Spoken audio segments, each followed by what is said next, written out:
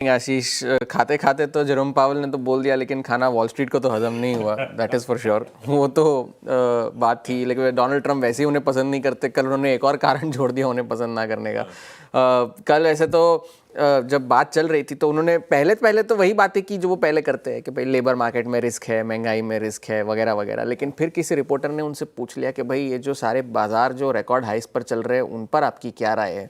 तो साथ बात उस वक्त उन्होंने ये कह दिया कि मैं मानता हूँ कि इक्विटी और एसेट क्लासेस के जो वैल्यूएशंस है वो काफ़ी ज़्यादा है अपने हिस्टोरिकल हाइस से। अमेरिकी शेयर बाजार लॉजिक से परे चल रहे हैं, फेयरली हाईली महंगे चल रहे हैं, फेयरली हाईली वैल्यूड, ये शब्द थे उनके। और साथ ही साथ फिर उन्होंने लेकिन फिर एक क्लैरिफिकेशन भी दे दिया कि हमारा काम नहीं है कि हम डिसाइड करें कि भाई स्टॉक की प्राइस क्या होनी चाहिए या वैल्यूएशन क्या होने चाहिए सही वाले, ये हमारा काम नहीं है। हमारा काम पॉलिसी सेट करना है, वो हम करेंगे। और वो पॉलिसी सेट करने की राह जो है आगे चल के वो पॉलिसी मेकर्स के लिए आसान नहीं होगी, ये जेरोम पावल ने कहा, जिससे बाजार को ये बात निराशाजनक लगी। और डाउ एक वक्त पर जो 350 अंक ऊपर चल रहा था वो जाकर के लाल निशान में बंद हुआ, 80-90 पॉइंट नीचे। बिग टेक पहले से ही नीचे चल रहा था, S&P 500 और नैस्डैक दोनों ही नीचे चल रहे थे जेरोम पावल के बयान से पहले, क्योंकि सारे टेक शेयरों में मुनाफा वसूली चल रही थी। एनवीडिया में मुनाफा वसूली हुई थी, ऑरेकल में मुनाफा वसूली चल रही थी। तो इस वजह से दोनों जो है अपने दिन के निचले स्तरों के करीब ही बंद हुए हैं, S&P 500 और नैस्डैक।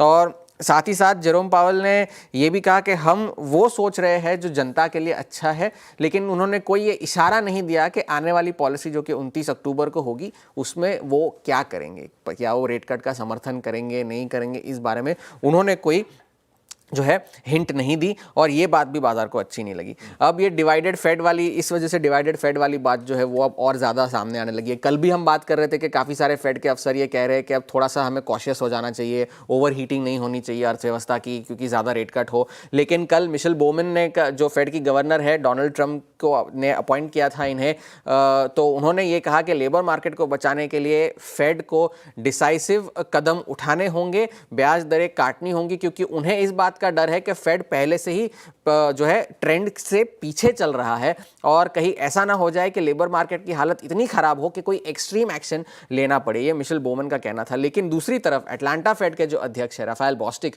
उन्होंने ये कहा कि महंगाई जो बढ़ रही है वो आगे और बढ़ सकती है, और फिर इस वजह से फिर चाहे वो भले ही पिछली पॉलिसी में रेट कट के पक्ष में रहे हो, लेकिन आने वाली पॉलिसीज में क्या उनका स्टांस होगा इस पे वो अभी कोई कमिटमेंट नहीं करना चाहते, क्योंकि उन्हें इस बात का डर है कि महंगाई को लेकर फेड को जो है सतर्क रहना चाहिए। तो ये एक डिवाइडेड फेड वाली कहानी जो है अब और तूल पकड़ रही है। आने वाली जो पॉलिसी है अक्टूबर वाली, उसमें क्या नतीजा निकल कर आएगा और कितने लोग किसके पक्ष में वोट देंगे, ये देखने वाली बात होगी। कल दूसरी बड़ी बात ये थी कि Donald Trump UN general assembly में उनका संबोधन चल रहा था, जहां पर उनका टेलीप्रॉम्प्टर खराब हो गया, जिसकी उन्होंने काफी आलोचना की।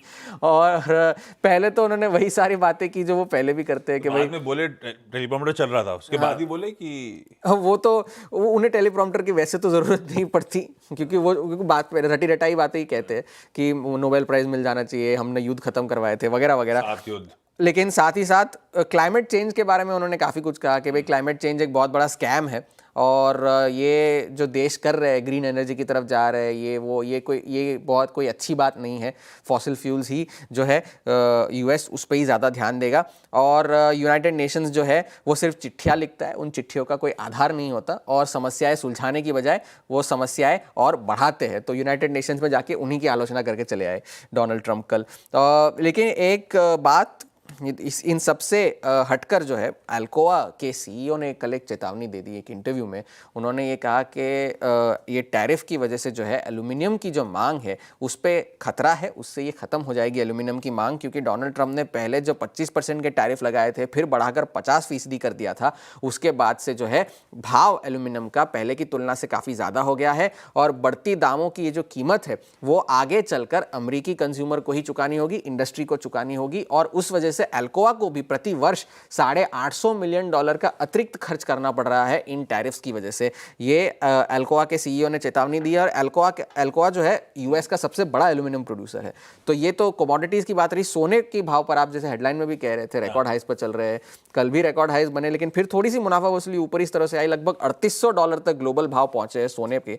मैं कल देख रहा था MCX जो सोना है हर महीने इस साल का गेन्स के साथ उनका कामकाज रहा है। और ये 2005 में जब से ट्रेडिंग शुरू हुई थी, ये पहली बार ऐसा हुआ है कि हर महीने साल का सोने के भाव में बढ़त देखने मिली है। तो फिलहाल के लिए सोने के भाव तो रिकॉर्ड हाइस पर चल रहे हैं, बाजार थोड़े से रिकॉर्ड हाइस से नीचे आए हैं, लेकिन इस वक्त कोई बड़ा ट्रिगर नहीं है। बड़ा ट्रिगर जो है वो शुक्रवार को आएगा और कल आएगा जब जीडीपी का थर्ड एस्टिमेट होगा और शुक्रवार को जब पीसीई का आंकड़ा आएगा। तो फिलहाल थोड़ी सी मुनाफा वसूली बाजार में हुई, लेकिन एक H1B के वीजा नॉर्म्स पर ध्यान रखिएगा। एक नया प्रपोजल व्हाइट हाउस ने दिया, ये प्रपोजल है, कोई रूल्स नहीं है, कि जो लॉटरी बेस्ड सिस्टम है वो लॉटरी बेस्ड सिस्टम की बजाय अब वेज बेस्ड सिस्टम है। तो 4 वेज कैटेगरीज में उसे डिवाइड किया जाएगा और जिनका सबसे ज्यादा वेज है वो उन्हें शायद ज्यादा मौके मिले, प्रेफरेंस दी जाए, और जिनको कम वेज है उन्हें एक ही बार शायद मौका मिले। तो ये प्रपोजल्स है, 30 दिन का विंडो खुलेगा आज से पब्लिक कंसल्टेशंस के लिए, उस पर ध्यान रखने की जरूरत है। कितना भी बुरा लगे, साउंड तो